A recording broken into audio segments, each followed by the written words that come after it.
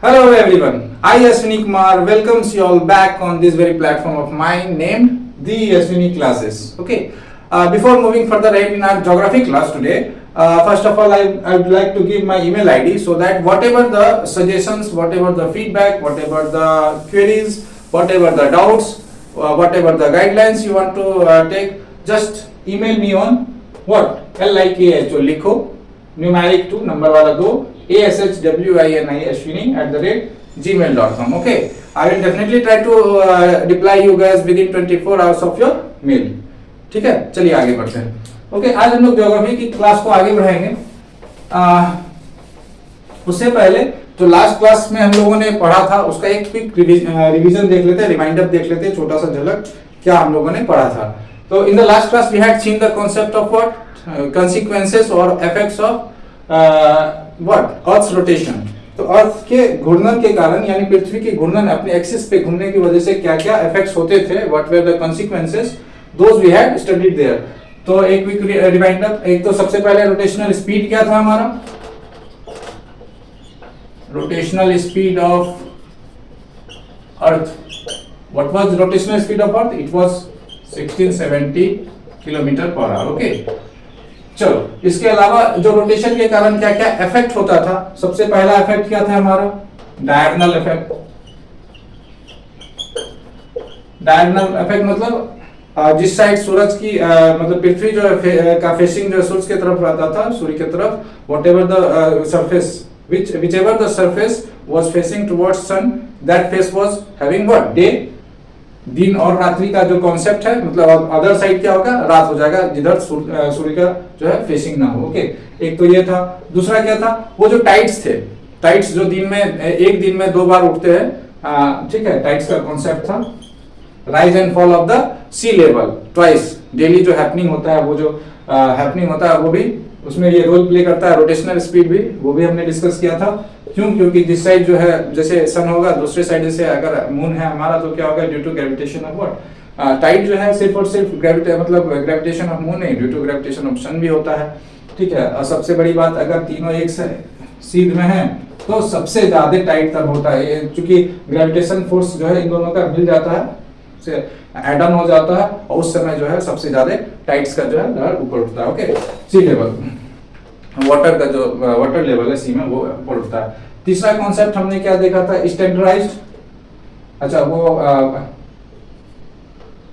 तीसरा कॉन्सेप्ट एक था आपका स्टैंडर्डाइज्ड, एक था जो ग्रेविटी पे असर करता था, नहीं एक और था उससे पहले. तीसरा कॉन्सेप्ट हमने देखा था वो कॉरियोलिस इफेक्ट वाला. क्या इफेक्ट था, याद करो कि जो एयर करंट है, मतलब रोटेशन के कारण जो एयर का मतलब जो सर्कुलेशन है एयर करंट का, and as well as oceanic current, जो वाटर है ओशंस में, उन पे क्या इफेक्ट पड़ता था वो भी हमने देखा था. वहां पे एक टर्म आया था, यानी कि यहाँ पे मैं लिख देता हूं, effect on the what, circulation कह दो, circulation of air current as well as what, oceanic current, oceanic currents. अच्छा, इसी में क्या एक कॉन्सेप्ट आया था हमारा, कोरियोलिस फोर्स का एक कॉन्सेप्ट आया था. ठीक है, कोरियोलिस फोर्स का क्या कॉन्सेप्ट था कि जो हमारी अर्थ है उसके जो नॉर्दर्न हेमिस्फीयर में है, ठीक में, उसके मतलब क्या होता था, ड्यू टू अर्थ रोटेशन क्या हो रहा है, जो भी एयर करंट है वो क्या हुआ, डिफ्लेक्ट हो जा रहा था क्या, राइट में. ठीक है, और in the southern hemisphere the air current is being deflected towards left. Okay, मैं बता देता हूं, जैसे पृथ्वी यहाँ पे क्या हो रहा था, टुवर्ड्स डिफ्लेक्शन. क्या था हमारा, deflection of what, deflection of air and oceanic current, air as well as oceanic current. ठीक है, डिफ्लेक्शन टुवर्ड्स राइट हो रहा था, और ये सदर्न हेमिस्फीयर है, सॉरी नॉर्दर्न हेमिस्फीयर है. I am writing it with in short with NH and dot H. ये सदर्न हेमिस्फीयर है हमारा, क्योंकि नॉर्थ पोल हमारा इधर है, साउथ पोल इधर है. तो ये क्या हो जाएगा, डिफ्लेक्शन इधर सदर्न हेमिस्फीयर में क्या हो जाएगा, deflection towards left. Okay, and this effect is known as what, Coriolis force. ठीक, अच्छा, चौथा कॉन्सेप्ट हमने क्या वहां पे देखा था? चौथा हमने ये देखा था कि इसका इम्पैक्ट ग्रेविटी पे भी होता है।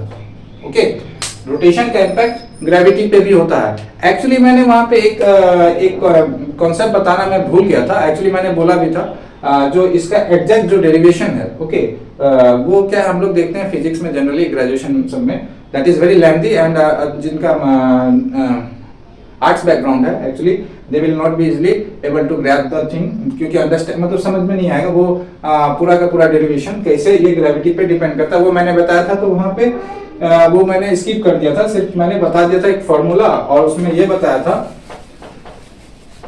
पर फिर भी मैं यहाँ बता देता हूँ एक कॉन्सेप्ट। मुझे फिर बाद में याद है कि नहीं मुझे वहां डिस्कस करना चाहिए था। मैंने बताया था F बराबर क्या होता है, G, मैं इसे लिख देता हूँ। F बराबर क्या मैंने डिस्कस किया था, जो हम लोग 9th क्लास में एक्चुअली पढ़े हैं। F बराबर क्या होता है, G m1 m2 upon r square, ये हम लोगों ने पढ़ा हुआ था। ओके, स्मॉल r कर लो आप लोग। और जनरली सिर्फ यहाँ अर्थ की बात हो रही है, दो अलग प्लैनेट्स हैं यहाँ पे, तो दो अलग मासेस थे। m1 mass of another object,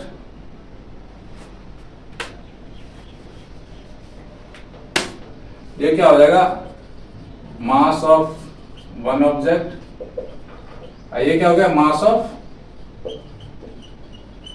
another object, यानी दो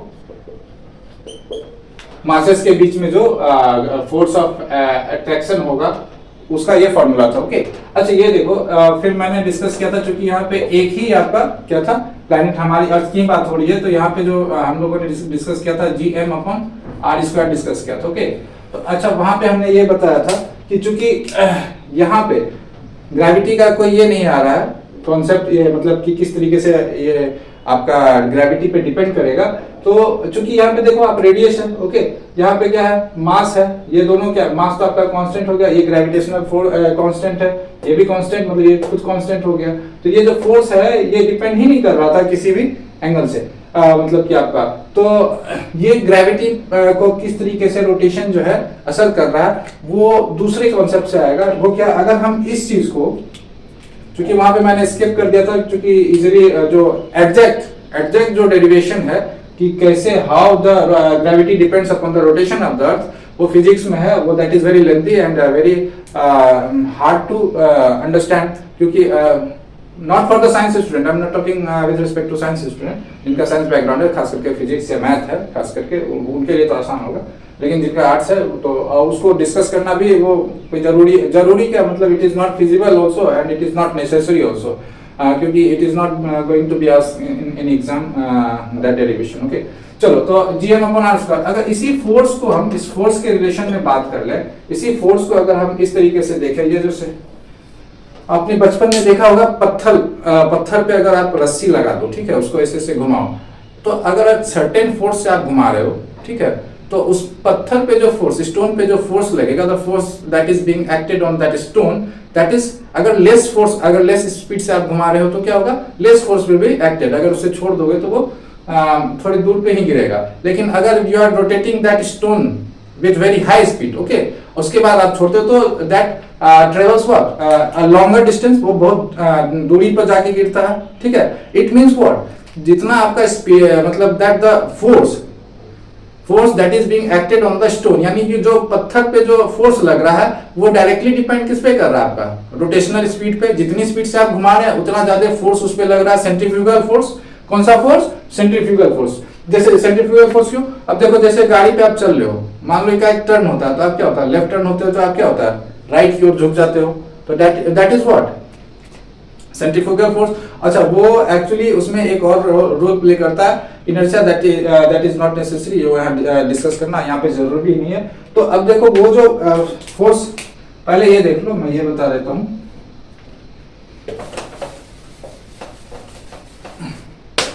मान लो ये स्टोन है, अब इसको हम रोटेट कर रहे हैं, अगर लेस स्पीड है तो ये, अब पहले रोटेट कर रहे हैं तो सेंट्रीफ्यूगल फोर्स क्या हो गया, इधर लग रहा है बाहर की ओर, ठीक।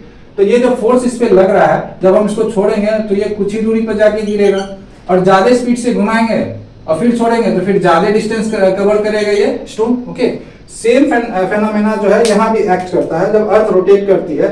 तो हमने जैसा कि डिस्कस किया था कि अर्थ का रोटेशनल स्पीड जो है, जैसा कि यहाँ पे है 1670 किलोमीटर पर आवर है। ये 1670 जो है हमारा, ये कहाँ पे है? इक्वेटर पे। क्योंकि अर्थ जो है हमारा पूरी तरीके से यूनिफॉर्म नहीं है और इसका स्पीड जो है, अब कोई भी आप चीज देख लो, अगर एक स्फीयर लेते हैं, ठीक है, तो जो सेंटर ऑफ द स्फीयर होगा उसका स्पीड यानी स्पीड ऑफ रोटेशन, और जो दोनों पोल्स पे होंगे यानी कि दोनों ऐसे देख लो, ये वाला जो पार्ट है, ये दोनों पार्ट का जो रोटेशनल स्पीड होगा वो यहाँ के अपेक्षा कम होगा। ठीक है, फिर उसी तरीके से इन दोनों जगह पे जो रोटेशनल स्पीड होगा वो इनकी अपेक्षा और कम होगा। ठीक है, तो हम लोग क्या देखते हैं, तो आप इसको एक्सपेरिमेंट भी कर सकते हो। जैसे लट्टू ही घुमाते हैं हम लोग, तो आप देखना जो सेंटर वाला पार्ट होगा लट्टू का, that will be spinning with higher speed. Okay, और जो ऊपर और नीचे वाला पिन पॉइंट है that will be spinning with the lower speed. ठीक है, तो अब देखो ये जो अर्थ है, तो ये अराउंड 1670 है ना, तो इसको मान लेते हैं ये अगर यहाँ पे जो है आपका around approximate I am writing it around 1400 kilometre per hour होता है। फिर अराउंड जो है 800 किलोमीटर पर आवर होता है। ठीक है, इस टाइप से इसका स्पीड देख लो। You are just observe that the speed that the earth is rotating at this point and the speed earth is rotating at this point, इसमें क्या है, एक अंतर आ रहा है, डिफरेंस आ रहा है, बहुत ज्यादा अंतर आ रहा है। तो क्या हो गया कि स्पीड जब यहाँ पे ज्यादा है, तो आप सोचो यहाँ पे अगर जो स्टोन ही मान लेते हैं, अभी छोटा सा ले रहे हैं रिस्पेक्ट टू, तो यहाँ पे जो स्पीड है और यहाँ पे जो स्पीड है, दोनों में क्या है, अंतर है। तो यहाँ पे जो ऑब्जेक्ट होगा दैट विल बी मतलब लेफ्ट फ्री, अगर उसे फ्री छोड़ा जाए तो it will cover more distance, क्योंकि इसमें फोर्स ज्यादा लग रहा है। क्यों? क्योंकि ये ज्यादा स्पीड से घूम रहा है। सेम कॉन्सेप्ट, वो जो सेंट्रीफ्यूगल फोर्स इस पे ज्यादा एक्ट कर रहा है। क्यों? क्योंकि स्पीड ज्यादा से, बहुत ज्यादा स्पीड से घुमाएंगे हम किसी भी स्टोन को, अगर रस्सी से बांध के या ऊन से बांध के, तो उस पर ज्यादा फोर्स लगेगा उस पत्थर पे। धीरे घुमाएंगे तो धीरे फोर्स लगेगा। ओके, तो सेम कॉन्सेप्ट है। तो यहाँ पे क्या हो गया, ये स्पीड, यहाँ पे स्पीड ऑफ रोटेशन क्या है, रोटेशनल स्पीड कम है, तो less force will be acted on this point. Okay, तो यहाँ पे जो है जो फोर्स लगेगा वो हमारा क्या होगा, कम लगेगा। तो वही सेम चीज है। तो फोर्स, अगर फोर्स ऑफ ग्रेविटी, इस फोर्स को हम ले ले फोर्स ऑफ ग्रेविटी,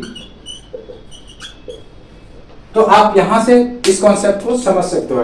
दो it is not the exact, you can say it is not the exact definition या exact proof, but it is useful in understanding the things कि जो है वो, हाँ, लेकिन सेंट्रीफ्यूगल फोर्स एक्ट करता है। This is the fact. Okay, this is the actual fact कि वो सेंट्रीफ्यूगल फोर्स के कारण ही जो है आपका ग्रेविटी पे जो है असर पड़ता है, व्हाट, ड्यू टू रोटेशन। ठीक है, लेकिन इसको समझने के लिए ही मैंने बस बताया था। लास्ट क्लास में मैंने स्किप इसलिए कर दिया था ताकि जो है आप लोग मतलब इजीली समझ सको। बस ये समझ लो कि जो अर्थ का इस रोटेशनल स्पीड है वो डिफरेंट प्लेसेस पे डिफरेंट है, क्योंकि ड्यू टू एक तो स्फीयर है, प्लस उसका जो है यूनिफॉर्म भी नहीं है आपका। ठीक, सरफेस, तो इस टाइप से। तो ये छूट गया था, ये मैं फिर से बता दिया। और लास्ट क्या हमने देखा था लास्ट क्लास में, लास्ट क्या था, रोटेशनल इम्पैक्ट, जो कंसीक्वेंस ऑफ रोटेशन, वो था हमारा स्टैंडर्डाइजेशन ऑफ टाइम। ओके, जो हमने 24 हर एक घंटे के लिए एक बना दिया था। तो हमारे पास कितने थे, 24 डिवीजन थे। ओके, चलो now moving ahead further in class. तो रोटेशन तो हमने देख लिया। अब रिवॉल्यूशन के कारण क्या क्या कॉन्सिक्वेंसेस होते हैं, इंपैक्ट होते हैं, वो हम लोग आज देखेंगे। What we will see in today's class, what are the effects, ठीक है, due to revolution of the earth. Rotation हमने देख लिया, रिवॉल्यूशन ऑफ द अर्थ। अच्छा, रिवॉल्यूशन से कुछ फैक्ट्स फिर से मैं रिवाइज करा दे रहा हूं। अर्थ तो रिवॉल्व कर रही है, तो रिवॉल्यूशनरी स्पीड क्या है, ऐसे मैंने 2 क्लास में बता दिया। स्पीड ऑफ रिवॉल्यूशन कर लो या रिवोल्यूशन, ठीक है, वो क्या है around 1,07,000 kilometer per hour. Okay, you can just say that it is around 29.76 kilometer per hour second, और अप्रोक्स आप ले सकते हो 30 किलोमीटर पर सेकेंड, आप इसको याद रखना 30 किलोमीटर पर सेकेंड, ठीक है, रिवॉल्यूशन। अच्छा, रिवॉल्व कैसे करती है? ये सन है, ठीक,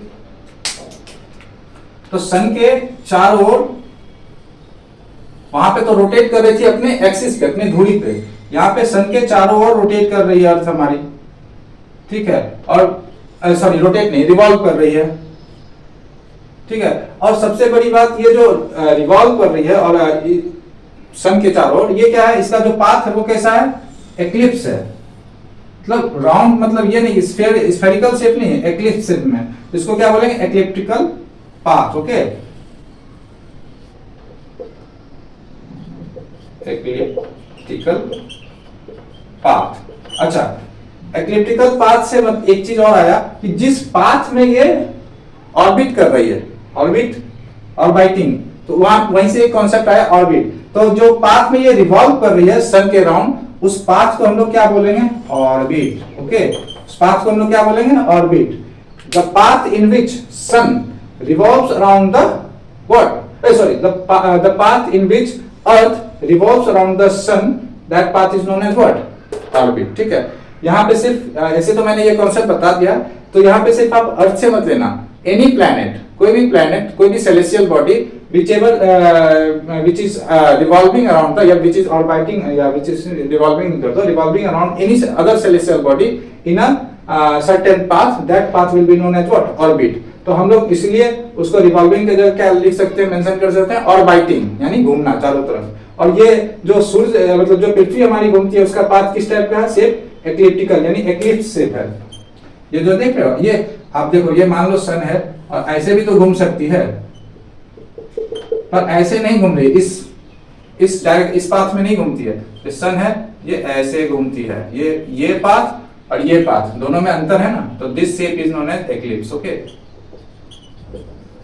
ठीक है, तो इसी को हम लोग बोलते हैं एक्लिप्टिकल पाथ। चलो, ये तो हो गया स्पीड ऑफ रिवॉल्यूशन की बात। अच्छा, रिवॉल्यूशन जो है, अर्थ जो है वो एक पूरा रिवॉल्व करने में, सूरज की जो है परिक्रमा करने में कितना समय लेता है? The earth takes what 365 1/4 days, ठीक है, टू कंप्लीट वन रिवॉल्यूशन, ठीक है, around the sun. Earth takes, ठीक है, 365 1/4 डेज, ठीक है, तो 365 दिन और 1/4 ऑफ डे, ठीक है, उतना टाइम लगता है इसको सन के एक मतलब सूर्य के एक कंप्लीट परिक्रमा लगाने में, एक बार चक्कर लगाने में, ठीक है। अच्छा, तो यहीं से एक कॉन्सेप्ट आता है लीप ईयर का। देखो आप यहाँ क्या है, 1/4। अब चूंकि कैलेंडर में आप 1/4 को दिखा नहीं सकते हैं, we can not show what 1/4 of day in any of the calendar. तो ये 1/4 ऑफ डे क्या होता है, चार, जब ये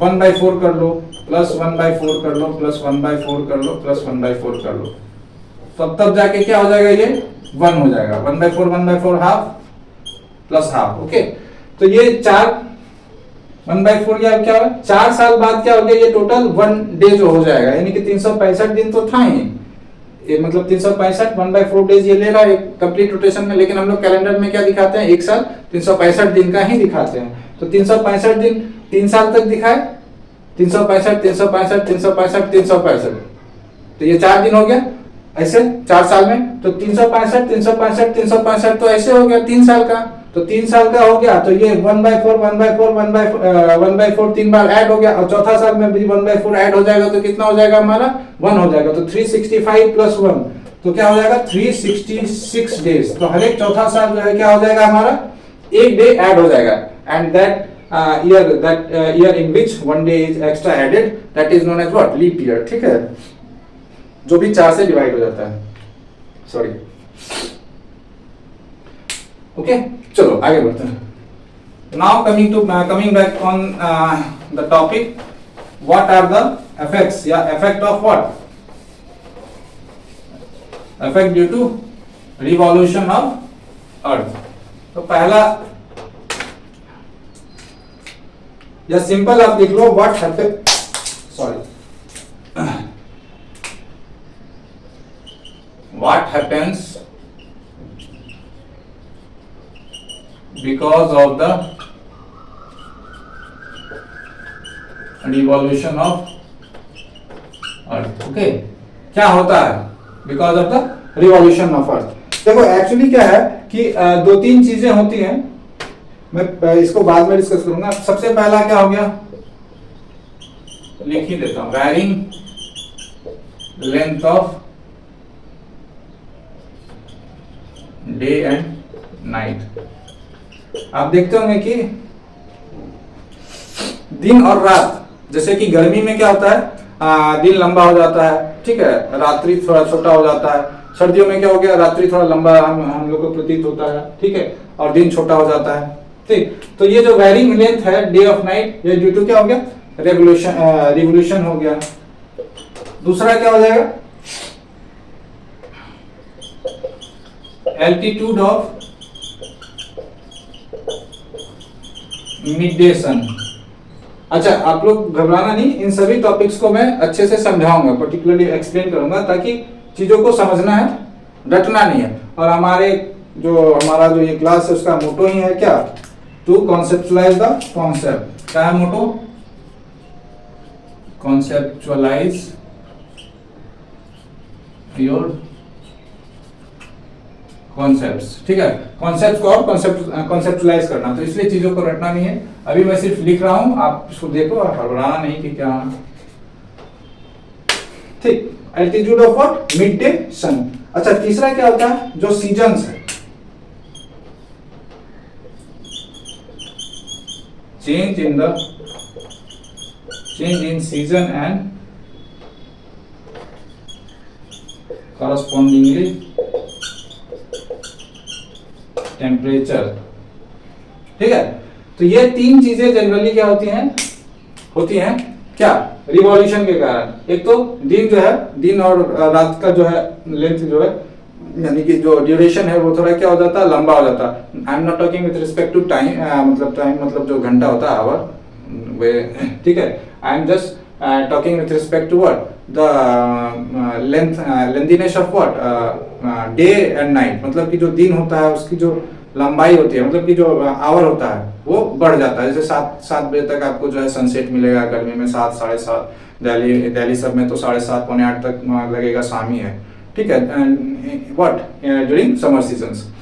फिर आप वही ले लो ठंड में, क्या होगी, 5, 5:30 बजे तक तो एकदम अंधेरा हो जाएगा. ओके, तो I am talking with that respect. तो ये हो गया, वो किसके कारण हो रहा है, रिवोल्यूशन के कारण. ऑल्टीट्यूड ऑफ मिड डे सन, मतलब आप देखोगे जब दोपहर में जो सूरज हमारे ऊपर होती है, ठीक है, उसकी जो हाइट है वो रिवोल्यूशन के कारण चेंज होती है. गर्मी और ठंड में क्या होगा, थोड़ा आपको कम ये नजर आएगा. ठीक है, और इसमें क्या होगा, ज्यादा दूर पे. अच्छा, वो भी हम देखेंगे क्यों होता है, ज्यादा है ठंड में ज्यादा होता है, गर्मी में, वो भी हम लोग अभी देखेंगे. ठीक है, गर्मी में भी आपको पता चलेगा कि क्यों जो है, जो what is the exact, not exact, what is the altitude of sun. जो दोपहर में जो सन का, दोपहर क्या, किसी भी टाइम पे जो सन का आपका जो है वो दूरी क्या होगा. ठीक है, वो तो जनरली मिड डे इसलिए लेते हैं क्योंकि हम लोग जो भी सीजन्स की बात करेंगे, अभी एक डायग्राम मैं बनाऊंगा, उससे ज्यादा स्पष्ट हो जाएगा, क्लियर.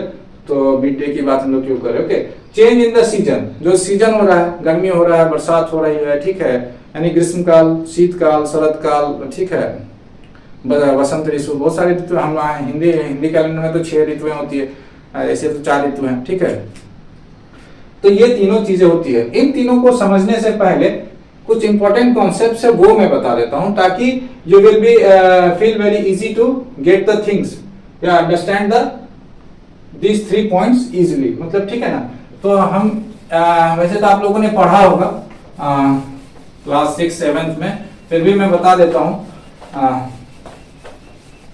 ऐसे उस पर भी एक डेडिकेटेड टॉपिक क्लास होगा जस्ट इसके बाद ही. ये जो टॉपिक खत्म होगा, इम्पैक्ट ऑफ रेवोल्यूशन, ठीक है, what are the effect of revolution, what happens due to revolution of earth. इसके जस्ट बाद उसका ही क्लास होगा, उस पे एक डेडिकेटेड क्लास होगा लैटिट्यूड एंड लॉन्गिट्यूड पे। लेकिन फिर भी एक चूंकि यहाँ पे हमको समझना है, जस्ट इसके बाद ही होगा, मतलब आने वाले दूसरे या दूसरे क्लास में आई थिंक सो हो जाएगा, ठीक है। तो जस्ट इसके बाद क्या हो जाएगा आपका, वो उस पे डेडिकेटेड टॉपिक, वो क्लास होगा, सॉरी उस टॉपिक पे कि what are the latitudes, what are the longitudes, ठीक है, क्या होता है उसका मतलब, कैसे उसको मेजर करते हैं वो, ठीक है, and how they play important roles in geography.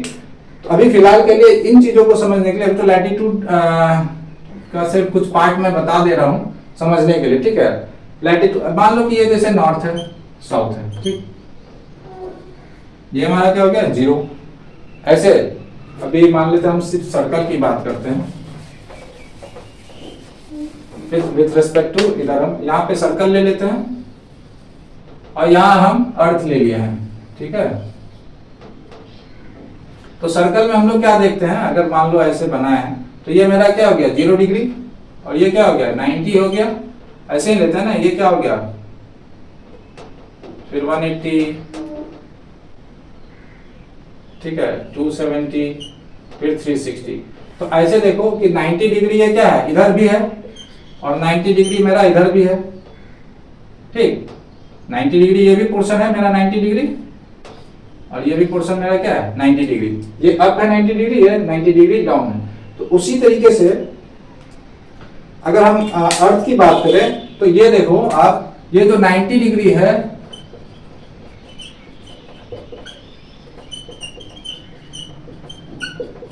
तो नॉर्थ पोल और south pole that is considered as what 90 degree, okay.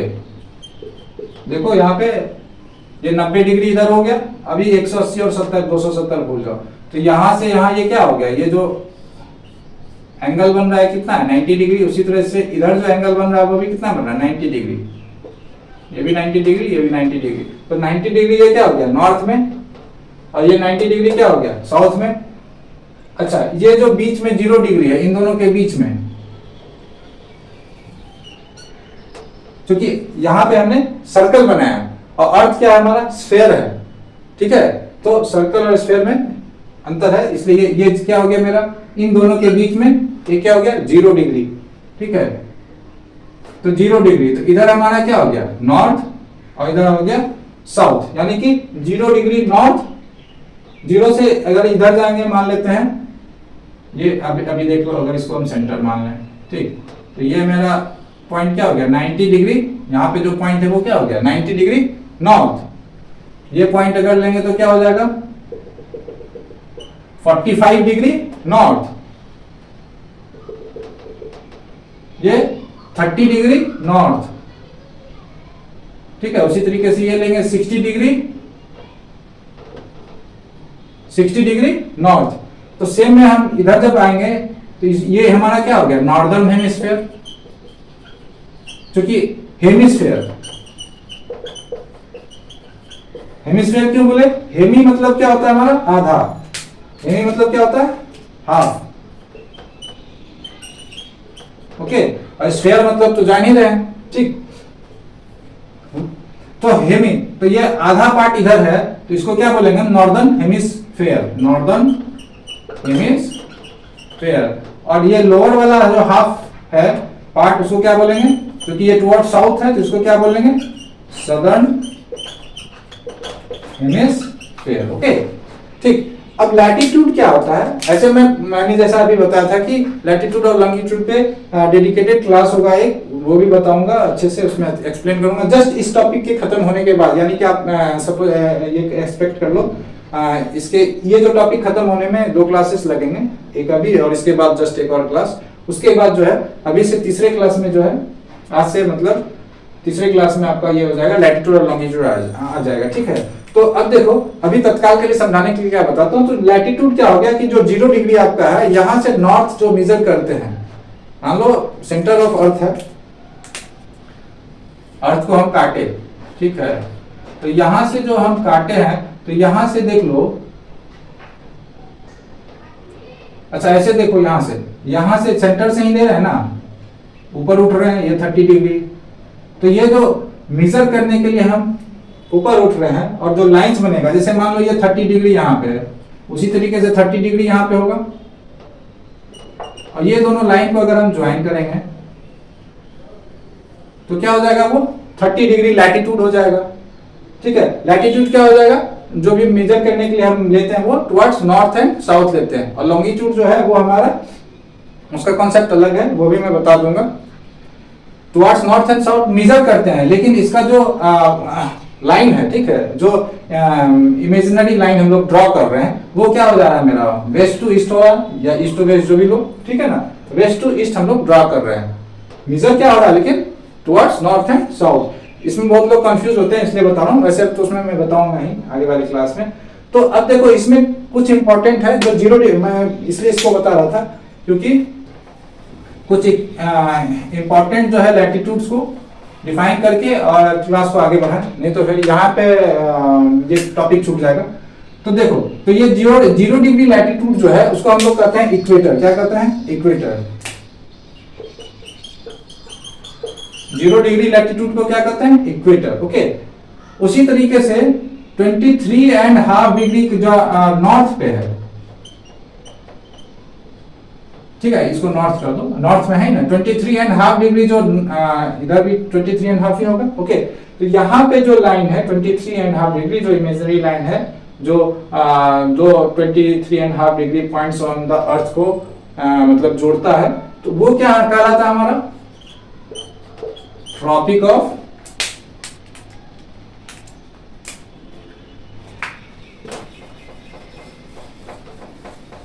इसी पे लिख देता हूं, ठीक है, ये हो जाएगा हमारा ट्रॉपिक ऑफ कैंसर। ओके, इसका नाम है कर्क रेखा, जिसको हिंदी में कहते हैं हम लोग, कर सकते हो कर्क रेखा। ओके, उसी तरह 23.5 डिग्री जो हमारा इधर है साउथ में, टुवर्ड साउथ, ठीक है, 23.5 डिग्री,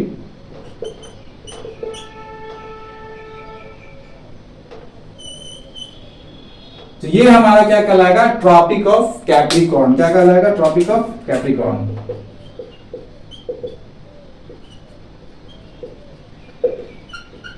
ठीक है, ट्रॉपिक ऑफ कैप्रिकॉर्न, यानी कि इसको मकर रेखा कहते हैं। ओके, दो और लाइंस हैं, जैसे कि ये ले लो आप, 66.5 डिग्री पे नॉर्थ हो गया, उसी तरह 66.5 डिग्री साउथ। ठीक है, तो जो 66.5 डिग्री नॉर्थ है लैटिट्यूड हमारा, उसको हम लोग क्या लेते हैं वहां पे जनरली,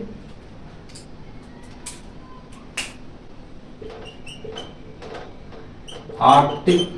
ठीक है, सर्कल बोलते हैं इसको, ये जो हमारा बन रहा है, और यहां वाला क्या होगा,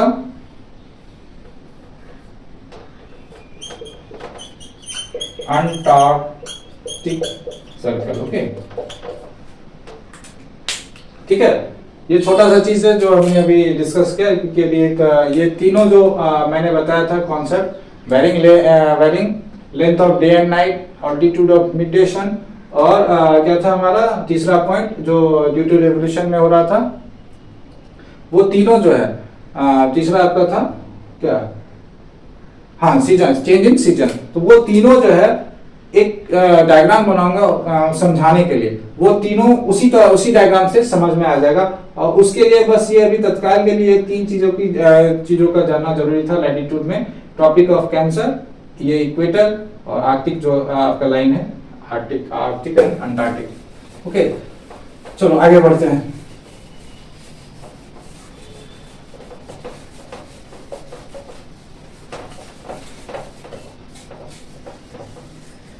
अब देखते हैं कि हमारी जो पृथ्वी है वो सन की ओर जो रिवॉल्व कर रही है, तो कैसे। अच्छा, इसमें एक और कॉन्सेप्ट आता है, सॉरी, वो भी मैं बता देता हूं कि इन चीजों से पहले कि हमारी जो पृथ्वी है वो कितने डिग्री इंक्लाइंड है। ठीक है, तो our earth is inclined to what, what ecliptic plane कितने डिग्री पे 66.5 डिग्री पे है, इक्लिप्टिक प्लेन पे इंक्लाइंड है, ठीक है। अब बहुत लोग बोलेंगे सर हम लोग तो, या भाई जो भी हो व्हाटएवर, कि हम लोगों ने तो पढ़ा 23.5 डिग्री इंक्लाइंड है, पर एक्चुअली आप लोगों ने ध्यान नहीं दिया कि मैंने बोला 66.5 degree what to what inclined with 66.5 degree to which plane, ecliptic plane, ठीक है। तो ये देखो मान लो कि ये ठीक एक्सिस है अर्थ का, इसी पे घूम रहा है वेस्ट टू ईस्ट। अब देखो मैंने क्या बोला था, अर्थ के चारों ओर क्या, सॉरी सन के चारों ओर क्या हो रहा है, अर्थ हमारा रिवॉल्व कर रहा है, ठीक है। तो इस पाथ को हम लोग क्या बोल रहे थे, ऑर्बिट, यानी कि ये पाथ किस शेप में है, एक्लिप्स शेप में है, यानी कि क्या पाथ का नाम हो गया, एक्लिप्टिक पाथ, ओके। तो जब एक्लिप्टिक पाथ है तो इस प्लेन को क्या बोलेंगे हम लोग, एक्लिप्टिक प्लेन, क्या बोलेंगे, एक्लिप्टिक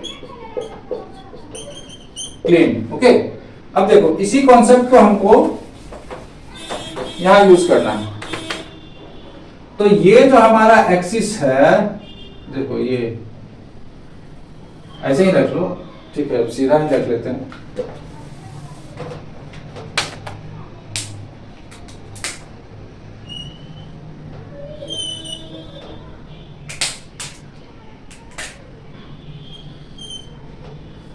ठीक, तो अब ये यहां से जो ये एक्सिस ऑफ अर्थ है ये हमारा,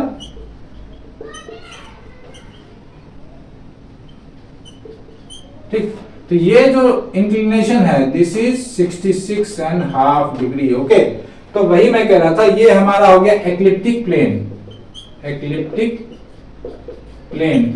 the plane in which earth is what orbiting around the sun, the plane in which earth is orbiting around the sun. जिस प्लेन में जो है, जिस पाथ में हमारी पृथ्वी जो है वो सूरज की ओर परिक्रमा लगा रही है, ठीक है। और जहां तक बात है 23.5 डिग्री का, तो इसी एक्लिप्टिक प्लेन के जो परपेंडिकुलर होगा, इस पे जब हम परपेंडिकुलर लेंगे, ठीक है, वर्टिकल जो है, तो ये हमारा हो जाएगा 23.5 डिग्री, ठीक है। क्योंकि 66 ये टोटल 90 डिग्री है, तो 66.5 में 23.5 जोड़ेंगे तो 90 डिग्री होगा। तो जब 23.5 डिग्री आप बोलते हो तो वहां पे आपको बोलना पड़ेगा with respect to what, 23.5 degree with respect to vertical या perpendicular to the ecliptic plane, ठीक है, ना कि सिर्फ 23.5 डिग्री मेंशन करना है। जस्ट माइंड इट, ये थोड़ा ट्रिकी भी है इस चीज को समझना कि 23.5 डिग्री झुकी हुई है। हम लोग बोल देते हैं पृथ्वी अपने एक्सिस पे कितनी झुकी हुई है, 23.5 degree with respect to what, which part, मतलब कि अब देखो विथ रिस्पेक्ट टू क्या, या तो आप इसको वर्टिकल एक्सिस बोलो, वर्टिकल एक्सिस ऑफ ये, ठीक, perpendicular 23.5 to what, perpendicular of the ecliptic plane, ठीक है। Earth is tilted what 60 sorry, the earth is tilted with what, 66.5 degree to the ecliptic plane, or earth is tilted what, the axis of the earth is what, tilted around 23.5 degree to the perpendicular of the ecliptic plane, okay। चलो अब आगे बढ़ते हैं।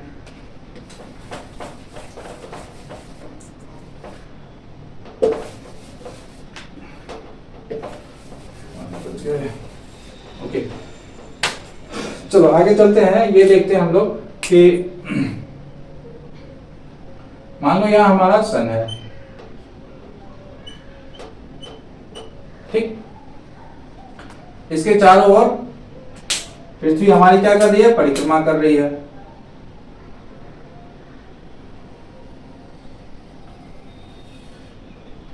एक elliptical path में, तो अलग अलग जगह अलग अलग, एक काम करता हूँ मैं इक्वल ले लेता हूँ, ये तो फिर एप्रिलियन और पेरिहिलियन वाला भी कॉन्सेप्ट नहीं तो फिर ऐड हो जाएगा, दैट इज नॉट बीइंग, ठीक। अब देखो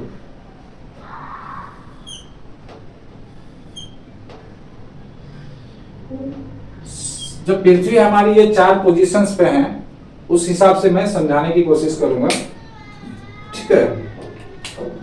तो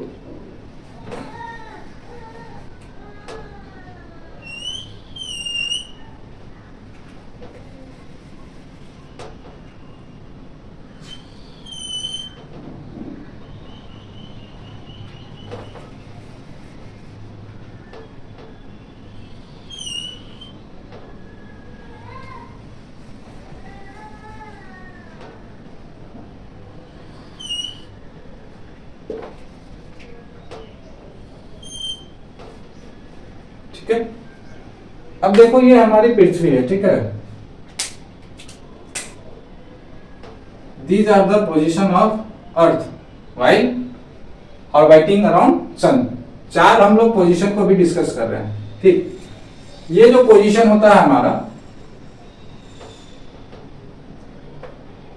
21 मार्च को होता है, ये हो गया हमारा 21 जून को, ये होता है हमारा 23 सितंबर को, और ये पोजीशन हमारा सन का होता है 22 दिसंबर। ठीक है, तो अर्थ जो है, जो मतलब हमारे कैलेंडर के अनुसार जो है वो अर्थ हमारे जो हमारी सूरज की परिक्रमा कर रही है, इन 4 दिन पे ये 4 पोजीशन इन अलग अलग डेट्स पे रहती है। ठीक है, 21 जून को यहाँ पे रहती है, और इसका क्या इफेक्ट है वो हमको जानना है। ठीक है, तो देखो जैसा कि अभी हम लोगों ने पढ़ा, अभी जैसे मान लो ये है, मैं इसी से बताता हूँ, सॉरी।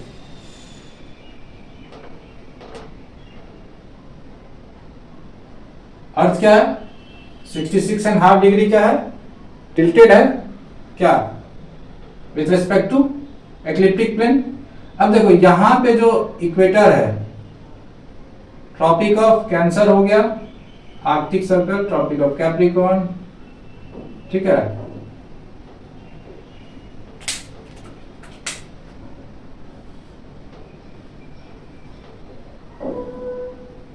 तो यहां पे क्या है कि सन जो है और अर्थ पूरा का पूरा क्या हो गया, सन के सामने है। ठीक है, यानी कि इक्वेटर के फेसिंग जो है, मतलब आप ऐसे समझो कि ये सन है अगर, तो इस दिन पे हमारी पृथ्वी जो है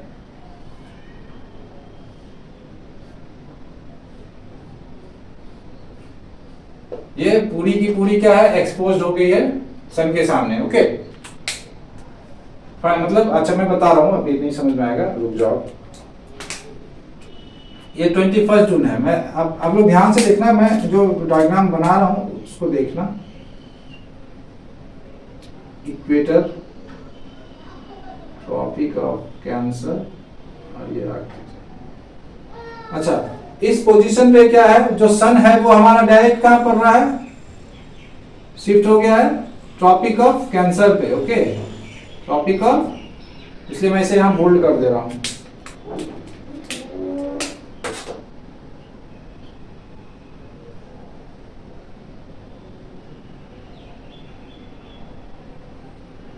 ठीक है, उसी तरह इधर ले लेते हैं।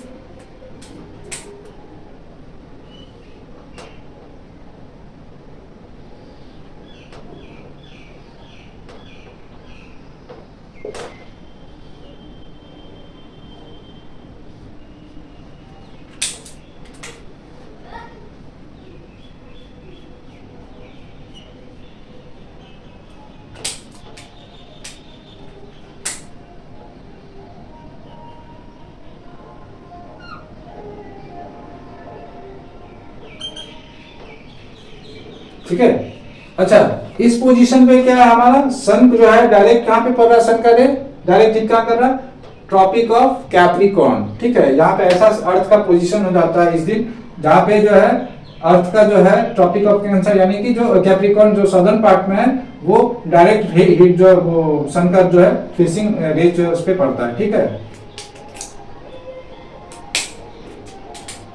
और इन दोनों जो दिन है,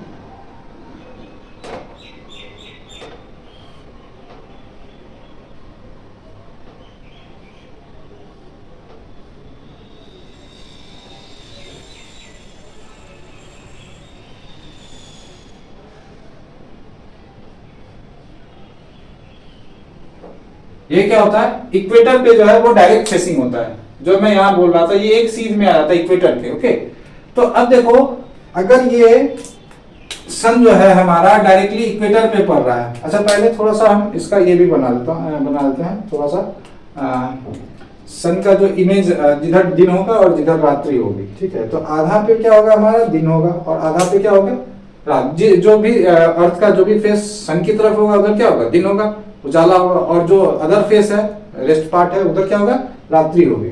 तो अभी देखो सन के जो फेस है इसका अगर हम आधा करते हैं,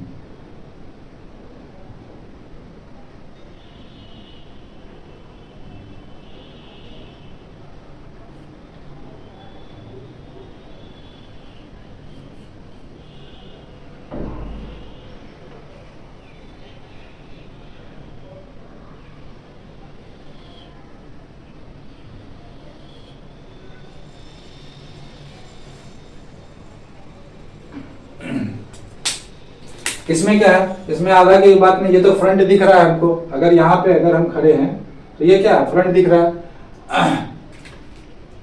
फिर भी मैं कर देता हूँ, जैसे कि इसमें तो करने की बात नहीं है क्योंकि ये पूरा का पूरा फ्रंट है। मान लो कि इसको हम ऐसे तो नहीं कर सकते ना, वो तो पीछे से बीच से ऐसे मान लो कटा हुआ है ऐसे, तो इसके पीछे वाला पार्ट हो गया। क्योंकि ये 2D में हम लोग बता रहे हैं, 3D में इसके जस्ट पीछे अगर इसका हम ऐसे बना दे इमेज,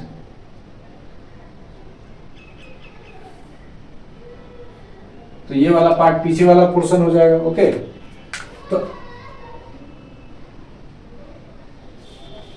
अब देखते हैं कि क्या क्या इफेक्ट होता है। अब चूंकि जब सन जो है डायरेक्ट बीच इक्वेटर पे पड़ेगा, सन का जो रे है पूरा इक्वेटर पे पड़ेगा, मतलब कि ये जितना भी कवर कर रहा है सन का रे अर्थ को, क्या कर रहा है यूनिफॉर्मली कर रहा है। यूनिफॉर्मली मतलब ये पूरा का पूरा पार्ट को, ये सन अभी कहाँ है, सन बीच में है अर्थ के, ये पूरा का पूरा क्या हो रहा है अर्थ जो भी पार्ट उसके फेसिंग में है पूरा का पूरा इल्यूमिनेट हो रहा है वो फेस। तो यहाँ पे इस पार्ट पे क्या कहलाता है वो इक्विनॉक्स। इसको क्या बोलते हैं हम लोग इक्विनॉक्स। इक्विनॉक्स मतलब इक्वी मतलब क्या होता है इक्वल, ठीक है। इक्वी मतलब इक्वल। तो यहाँ पे क्या होता है, सॉरी यहाँ पे होता है हमारा equal days and night, equal days and night. जितना उजाला, जैसे कि भी जो अगर हम एग्जैक्ट जैसे कि ऐसे समझो आप, मान लो ये सन है, ठीक है, और ये अर्थ है, एक ऐसे समझो, ये मान लो कि हमारा गोल चीज है, इसी से समझ लो, ठीक है, कि ये मान लो सन है हमारा और ये हमारा अर्थ है, ठीक। तो अभी ये पूरा का पूरा पार्ट में पड़ रहा है और ये पूरा पार्ट क्या हो गया और बीच में है सन अभी, ठीक है, इक्वेटर के फेसिंग है, ना कि इधर शिफ्टेड है ना इधर शिफ्टेड है, ठीक।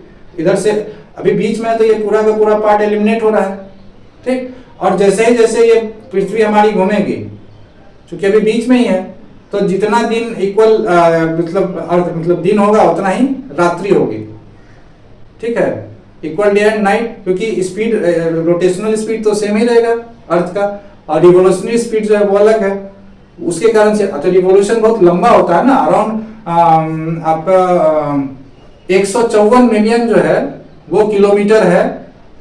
जैसे एक साइड 152 रख लो, एक साइड 154 मिलियन किलोमीटर दूर है ये डिस्टेंस जो है, ठीक है। जो सन का जो अर्थ और सन के बीच की दूरी है, जैसे इस पॉइंट पे आपको अराउंड 147 मिलियन किलोमीटर, उतना मतलब मिलियन किलोमीटर है, और यहाँ 152 मिलियन किलोमीटर है। तो आप सोच लो, तो रिवॉल्व होने में भी समय लग रहा है, 365 दिन लग रहा है पूरा का पूरा, ठीक। तो वो उसको चेंज होने में तो समय लगेगा, लेकिन जो रोटेशनल स्पीड अपने एक्सिस पे घूम रही है वो तो सेम है। तो जिस स्पीड से मतलब दिन हो रहा है उसी स्पीड से क्या होगा रात्रि भी होगा, तो दिन और रात क्या हो जाएगा इक्वल हो जाएगा, ठीक है। टाइम वाला कॉन्सेप्ट लगाना, time speed distance time and speed वाला, तो आप समझ जाओगे, ठीक। तो इक्वल डे एंड नाइट, इसलिए इसको हम क्या बोलेंगे इक्विनॉक्स, ठीक है। तो इसको हम लोग क्या बोलते हैं, मार्च का समय है तो इसलिए हम लोग क्या बोलते हैं इसको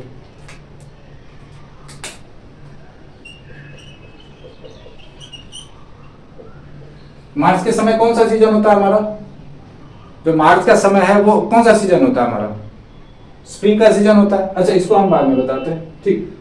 अब देखते हैं जो ये पोजीशन है 21 ऑफ जून जो है, पहले ये इसको बताते हैं, नहीं तो सब एक साथ बताऊंगा तो वो मैसअप हो जाएगा, कंफ्यूजन हो जाएगा। पहले क्या हो गया, इस पोजीशन पे क्या हो गया हमारा 21 ऑफ मार्च को क्या हो गया इक्वल डे एंड नाइट हो गया। अब जब इस पोजीशन पे पृथ्वी आई तो ये टिल्टेड है, ये रिवॉल्व हो रही है, तो ये वाला पार्ट जो है हमारा क्या हो गया, अभी का यहाँ पे क्या था, इक्वेटर के पास था, सन का रे डायरेक्ट कहाँ फोकस हो रहा था, इक्वेटर पे। अब सन का रे डायरेक्ट कहाँ फोकस हो रहा है, ट्रॉपिक ऑफ, यहाँ पे लिख देता हूं, ट्रॉपिक ऑफ कैंसर को फेस कर रहा है ना। अब ये सन यहाँ पे जो फोकस करने वाला था, यहां से शिफ्ट हो गया यहाँ, तो इस पार्ट को क्या करेगा, ज्यादा एलिमिनेट करेगा, और इधर क्या होगा, कम एलिमिनेशन होगा। तो अब देखो यहां से भी आपको क्या पता चला, जो नॉर्दर्न पार्ट है, जो हमारा नॉर्दर्न पार्ट है, देखो यहां से ऊपर क्या हो गया हमारा नॉर्दर्न पार्ट, और यहां से नीचे, चूंकि ये इक्वेटर है 0 डिग्री, तो ये 0 डिग्री है, तो यहां से नीचे नॉर्दर्न पार्ट, साउदर्न पार्ट, यहां से ऊपर नॉर्दर्न पार्ट। तो जो नॉर्दर्न पार्ट में सन का फेसिंग है, सन का रे का इल्यूमिनेशन है, उसका एरिया देखो आप, ज्यादा है। और यहां पे क्या है, जो सदर्न पार्ट है, वहां पे जो सन का इल्यूमिनेशन है, दिन वाला जो समय है, वो क्या है, सन का जो रे पड़ रहा है सदर्न पार्ट में, वो कम है। क्योंकि अब देखो, अब ये और थोड़ा कम होगा, इसको और थोड़ा सा उधर ले जाएंगे, क्योंकि ये सर्कल देखो आप, इसका आधा जो लेना था, आधा से थोड़ा सा इधर ही है, ठीक है, चलो कोई नहीं। तो आप देखो जो इस पार्ट से ऊपर है हमारा, ये हमारा क्या है, इक्वेटर है 0 डिग्री, ठीक। तो इस पार्ट से ऊपर जो है, वो आपका जो नॉर्थ पोल है, नॉर्थ पोल के ये वाला पार्ट भी क्या हो गया, एल्यूमिनेशन ज्यादा हो रहा है। क्यों, क्योंकि सन का अभी जो है फेसिंग क्या है, डायरेक्ट सन कहां पे पड़ रहा है हमारा, ट्रॉपिक ऑफ कैंसर पे पड़ रहा है। तो ये कब होता है, अराउंड 21 जून को होता है, ठीक है, कब होता है, 21 जून को। तो जाहिर सी बात है, जब 21 जून को ये हो रहा है, तो इसमें क्या क्या फेनोमेनन हो रहा है। अच्छा देखो, जो 3 पॉइंट थे, variable length of day and night, यहां से ये पता चल रहा है, इस पोजीशन पे क्या था, इक्वल डे एंड नाइट था, इस पोजीशन पे क्या हो जाएगा, इक्वल डे एंड नाइट नहीं रहेगा। क्यों, क्योंकि देखो, अब ऐसे देखो, जैसे कैमरा है, जैसे अभी आप देख रहे हो मुझे, ठीक है, तो कैमरा का फोकस जैसे अभी फिक्स है, आपको इतना ही एरिया दिख रहा होगा। कैमरा को अगर थोड़ा पीछे ले जाए हम, ठीक है, तो क्या होगा, कवरेज एरिया क्या हो जाएगा, बढ़ जाएगा, बहुत ज्यादा थोड़ा बढ़ जाएगा, जैसे जैसे पीछे ले जाएंगे बढ़ जाएगा। तो अब सोचो जो कवरेज एरिया है, वो सोचो कि मान लो जो कैमरा है, वो मान लो आपका सन है, तो उसका जो रे का जो कवरेज एरिया है, वो बढ़ते जाएगा धीरे धीरे। अब पृथ्वी को अभी जैसे, अभी जो एरिया आप जो देख रहे हो मुझे, अभी जो एरिया ऑफ कवरेज है, तो वहां से हमको यहाँ आने में कम समय लगेगा, ठीक है। और जब आप पीछे जाओगे, कैमरा को थोड़ा सा फोन को पीछे ले जाते हैं, तो कवरेज एरिया बढ़ जाता है, फिर मुझे जो वो डिस्टेंस है कवर करने में क्या होगा, ज्यादा समय लगेगा। ज्यादा समय लगेगा मतलब दिन की लंबाई क्या होगी, ज्यादा देर तक रहेगी, ठीक है ना। वही स्पीड, डिस्टेंस एंड टाइम का concept, distance, speed and time जो हम लोगों ने पढ़ा है। अभी इतना एरिया है कवरेज मान लेते हैं, तो यहां से यहां तक हमको दूरी तय करने में, दूरी मतलब क्या, पृथ्वी को वापस जो है इतना डिस्टेंस को ट्रेवल करने में, यानी कि रोटेट भी हो रही ना, तो रोटेशनल स्पीड तो सेम है। तो इस मतलब उजाला वाला जो दिन वाला जो एरिया है, उसको वापस से मतलब रात वाला, यानी कि इसको इस पॉइंट से यहां तक कवर करने में टाइम क्या लगेगा, मतलब टाइम जो है वो क्या लगेगा, कम लगेगा। और जब इसका कवरेज एरिया, फोन को पीछे ले जाते हैं, कैमरा क्या हो गया उसका, अगर सन मानते हैं, कवरेज एरिया बढ़ गया, तो जैसे उस ज्यादा कवरेज एरिया हो गया, तो वहां से अगर पृथ्वी का और फिर जो है लास्ट पॉइंट तक जो है, वहां तक ट्रेवल करने में क्या हो गया, ज्यादा समय लगेगा। तो लंबाई दिन की क्या हो गई, बढ़ गई। Okay, getting the things. ये मेरा खुद का डेवलप किया है, मतलब बताने के लिए, समझाने के लिए, आपको शायद ही मिले। तो यहाँ पे हम लोग क्या करते हैं, इसको समर सॉलिसिट, इस पोजीशन को क्या करते हैं, समर सॉल्स्टिस, ठीक है। क्योंकि इस समय क्या होता है, हमारा समर सीजन रहता है, ठीक। और समर सॉल्स्टिस मतलब क्या हो गया, वैसा समय। अच्छा, इसे भी मैं अच्छे से बताऊंगा क्या होता है समर सॉल्स्टिस, विंटर सॉल्स्टिस। अभी फिलहाल ये समझ लेते हैं, अभी छोड़ दो समर, और यहाँ पे वही स्प्रिंग में बता रहा था।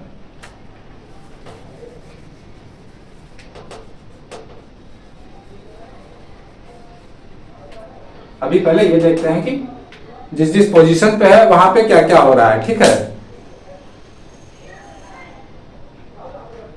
चलो इस पोजीशन पे आते हैं, यहां पे भी क्या होता है, सेम हमारा क्या हो गया, 23 सितंबर को भी हमारा क्या हो रहा है, इक्विनॉक्स ही होगा, इक्वल डे एंड नाइट। क्यों, क्योंकि यहां भी क्या हो गया, डायरेक्ट इक्वेटर पे हमारा, इक्वेटर के सीध में होगा। यहाँ पे क्या है, ट्रॉपिक ऑफ कैंसर के सीध में हमारा क्या आ रहा है, सन आ रहा है, तो ट्रॉपिक ऑफ कैंसर के सीध में हमारा क्या हो रहा है, सन आ रहा है, तो ज्यादा फेसिंग हमारा क्या हो जाएगा सन का, जो दिन की लंबाई सबसे ज्यादा किधर होगी, नॉर्दर्न हेमिस्फीयर में। अच्छा, हम लोग जो भी डेफिनेशन जनरली इसमें लेते हैं ज्योग्राफी में, खास करके जैसे आपका with respect to summer solstice, winter solstice, ठीक है, तो वो क्या होता है, हम लोग with respect to northern hemisphere ज्यादा लेते हैं। क्यों? क्योंकि मोस्ट ऑफ द रीजन्स या मोस्ट ऑफ द पॉपुलेशन या मेजर ऑफ द एरियाज, मतलब जो भी लैंड है, ठीक है, जहाँ पे लोग रह रहे हैं, वो क्या टुवर्ड्स नॉर्दर्न हेमिस्फीयर जाते हैं। तो हम लोग with respect to northern hemisphere जो है डेफिनेशन आप लोग देखोगे तो वो generally northern with respect to northern hemisphere ही लेते हैं। लेकिन इसका मतलब ये नहीं कि with respect to southern hemisphere हम लोग नेग्लेक्ट करते हैं, इसका मतलब ये नहीं है, कहीं भी ऐसा मतलब लिखा हुआ भी नहीं है। बस हम लोग with respect to northern hemisphere इसलिए लेते हैं क्योंकि मेजर ऑफ द पॉपुलेशन या ह्यूमैनिटी कहाँ है, वो आपके नॉर्दर्न हेमिस्फीयर। आप लोग भी उठाओगे देखोगे मेजर ऑफ द कंट्रीज जो है को है आपको नॉर्दर्न हेमिस्फीयर में। सदर्न हेमिस्फीयर में बहुत, जैसे कि आपका जो अफ्रीका के कुछ पार्ट्स हो गए, साउथ अमेरिका हो गया, बाकी और जो है आपका अधिकतर जो उधर है, ठीक है। चलो आगे बढ़ते हैं। तो 23 सितंबर को भी हमारा सन का डायरेक्ट जो है फेसिंग कहाँ रहा था, इक्वेटर पे। तो यहाँ पे भी क्या होगा हमारा इक्विनॉक्स वाला पोजीशन हो गया, यानी कि equal day and night, equal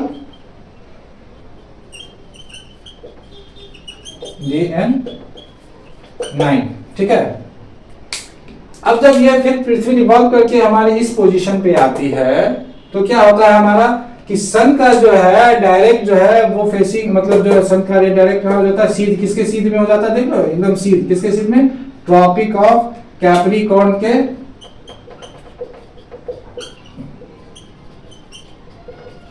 tropic of what, Capricorn के क्या हो गया, ये सीध में आ गई। तो अब देखो इसका जो इल्यूमिनेशन है पृथ्वी का, इधर वाला पार्ट तो हमारा क्या हो गया, अंधेरा में रहेगा। जो इल्यूमिनेटेड पार्ट है वो देखो सदर्न हेमिस्फीयर का क्या होगा, ज्यादा होगा, क्योंकि ये इक्वेटर है हमारा। सबसे पहले तो ये देख लो, ये मेरा क्या हो गया, इक्वेटर हो गया, ये हमारा इक्वेटर हो गया। तो अब यहां देखो आप, जो सदर्न पार्ट है हमारा,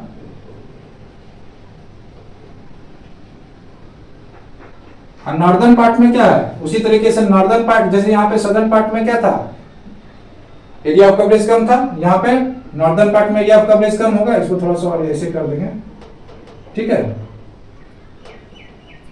तो अभी दिन की लंबाई कहां ज्यादा होगी, यहां पे होगी, क्योंकि यहां का कवरेज एरिया आपका ज्यादा हो गया। तो यहां पे इस पोजीशन पे दिन की लंबाई, लेंथिएस्ट डे लिख लो, एक काम करो,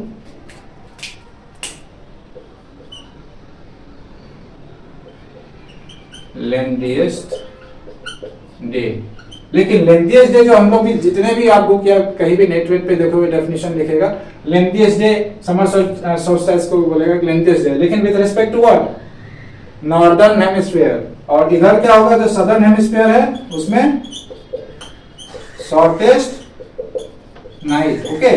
जो रात्रि होगी वो बहुत छोटी होगी, क्योंकि ये इजीली जो है, जैसे नहीं बताया मैंने, कम एरिया है तो वो उसको यहां से आने में क्या हो, कम समय लगेगा, तो वो फिर जो है, तो यहाँ पे क्या हो जाएगा मेरा शॉर्टेस्ट नाइट। उसी तरीके से आप आ जाओ, जब इधर आ जाएंगे तो यहाँ पे लॉन्गेस्ट या एक लेंथिएस्ट ही लिखो, इसको लॉन्गेस्ट कर लो, ठीक है।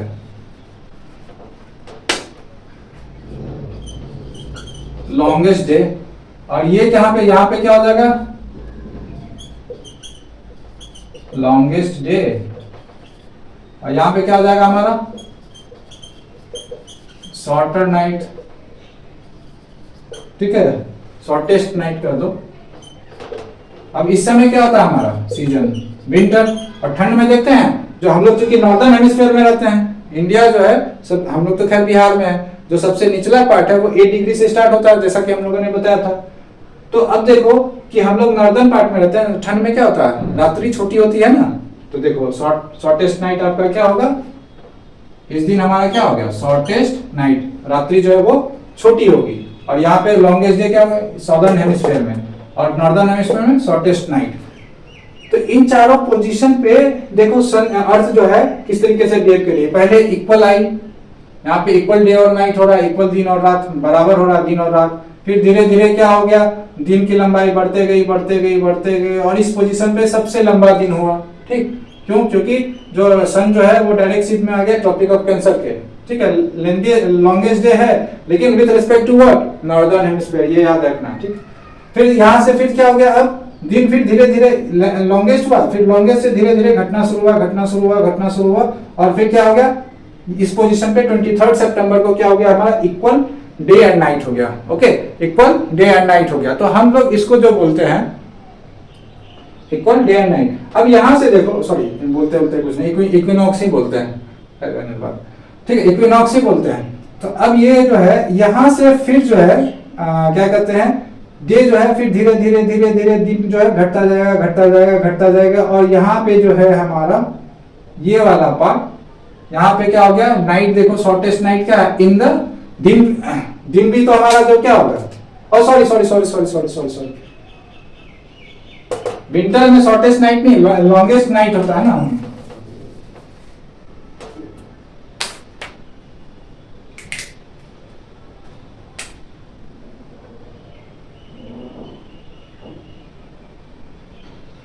एक मिनट, सॉरी, ये जो शॉर्टेस्ट नाइट मैंने बताया है, यहाँ पे लॉन्गेस्ट डे होगा, इधर भी जो आपका लॉन्गेस्ट नाइट होगा ना, ठीक है, लॉन्गेस्ट नाइट होगा। ओके, लॉन्गेस्ट नाइट होगा हमारा इन द नॉर्दर्न हेमिस्फीयर, रात्रि क्या हो जाती है, लंबी हो जाती है।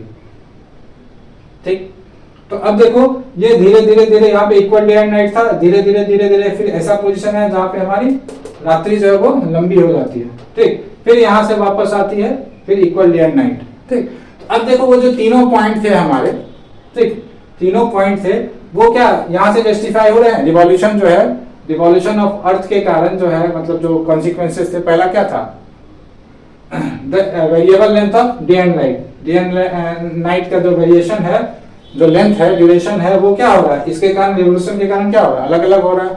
दूसरा क्या था, the altitude of mid day sun. अब देखो मिड डे सन, तो मिड डे सन अभी एल्टीट्यूड यहाँ पे जब था तो मिड डे सन यहाँ पे क्या हो गया, नजदीक हो गया, है कि नहीं। अब यहाँ देखो ये तो मिड डे सन, अब यहाँ पे क्या है, ये डायरेक्ट ट्रॉपिक ऑफ कैंसर में पड़ रहा है, सीध में, और प्लस ये दूरी भी ज्यादा है। फिर यहाँ पे देखो, यहाँ पे भी इक्वेटर पे एफएसिंग हो गया और यहाँ पे ट्रॉपिक ऑफ कैप्रिकॉर्न पे, और सीजन भी वेरिएशन हो रहा है। सीजन कैसे वेरिएशन हो रहा है, यहाँ पे आपका क्या था, स्प्रिंग सीजन था, यहाँ पे समर सीजन, यहाँ पे फिर से आपका ऑटम सीजन, यहाँ पे विंटर सीजन। ओके, तो ये 4 सीजन्स थे। मतलब एक्चुअली जो हिंदू कैलेंडर है उसमें हम लोग क्या लेते हैं, हिंदू कैलेंडर में 6 सीजन्स है, ठीक है, लेकिन जो कैलेंडर है बाद में, तो वो कैलेंडर जो है जो हम लोग कैलेंडर लेते हैं इंग्लिश वाला जो है, उसमें क्या है 4 सीजन है। ठीक, तो चूंकि समय हो रहा है, मुझे कहीं जाना है, आज के लिए इतना ही। मैं नेक्स्ट क्लास में इस फिगर को फिर से डिस्कस करूंगा, फिर से बता दूंगा, ताकि आप लोग उसमें मैं कुछ और टॉपिक्स ऐड करूंगा इसी में, क्योंकि इस पोजीशन को क्या कहते हैं, समर सोल्स्टिस कहते हैं, यहाँ को क्या कहते हैं, विंटर है तो विंटर सोल्स्टिस, ये स्प्रिंग हो गया, ये ऑटम हो गया। ठीक है, तो स्प्रिंग इक्विनॉक्स कर लो, ऑटम इक्विनॉक्स कर लो। अगर समझ गए हैं तो ठीक है, वेल एंड गुड। मैं एक तो सिर्फ रिवीजन क्लास, इसके बाद सिर्फ रिवीजन होगा, मतलब जल्दी जल्दी बता दूंगा, अभी तो अच्छे से समझा दिया मैंने। ठीक है, और उसी क्लास में मैं बाकी जो इसके रिवॉल्यूशन के कारण जो तीनों इफेक्ट है, क्योंकि इस पे तो मैंने समझाया गया, फिर भी पर्टिकुलरली बताऊंगा क्या हो रहा है उसमें और डिटेल्स में। ओके, तो आई होप कि you guys have understood things. अगर चाहते हो तो मैं फिर से एक बार रिवाइज करवा देता हूँ। यहाँ पे क्या हो रहा है, इक्वल डे एंड नाइट हो रहा है, यहाँ पे लिख ही देता हूँ ना वो भी चीज जो मैंने छोड़ा था। यहाँ पे क्या हो गया, समर सोल्स्टिस, ये क्या हो गया, विंटर सोल्स्टिस, यहाँ पे क्या हो गया, स्प्रिंग इक्विनॉक्स हो गया। अब चूंकि स्प्रिंग सीजन है तो स्प्रिंग इक्विनॉक्स, और इधर आपका ऑटम सीजन है तो ऑटम इक्विनॉक्स। ठीक है, इसके अलावा तो और कुछ है नहीं। तो आप जैसा इसको एक बार प्लीज जाके देखना इस फिगर को नेट से या बुक से, व्हाटएवर जहाँ से आपको देखना हो, और अभी जो हमने समझाया है उस चीज को भी ध्यान में रख के एक बार आप स्नैप ले लो, ताकि आपको इजीली समझ में आए। इतना डिटेल में तो ऐसे मैंने बता दिया, इतना डिटेल्स में कभी आएंगे भी नहीं, बस कॉन्सेप्ट, चीज़ों को समझने के लिए ये कॉन्सेप्ट समझना बहुत ज़रूरी था, सो मैंने इसे डिस्कस कर दिया, क्योंकि हमारे क्लास का मोटो ही है कॉन्सेप्टुअलाइज योर कॉन्सेप्ट्स। तो इसलिए जो भी कम्पिटिटिव एग्जाम्स में ज़्यादा से ज़्यादा, जो अगर ऑफिसर ग्रेड का है तो उसमें थोड़ी डिटेल्स में आएंगे, जो जनरली ग्रुप डी सी या डी है उसमें जनरली आपको डेट वाइज या इस टाइप से पूछ सकता है, डे लॉन्गर कब होता है, शॉर्टेस्ट डे कब होता है, ठीक है। तो ये सब आप जब समझे रहोगे तो आसानी से आप लिख सकते हो, ठीक है। Hopping you guys have understood the things well. Please pause the video and take a snap so that you can further jot it down with what precisely in precisely manner, ठीक है। चलो मिलते हैं अगले क्लास में, until then bye bye, take care.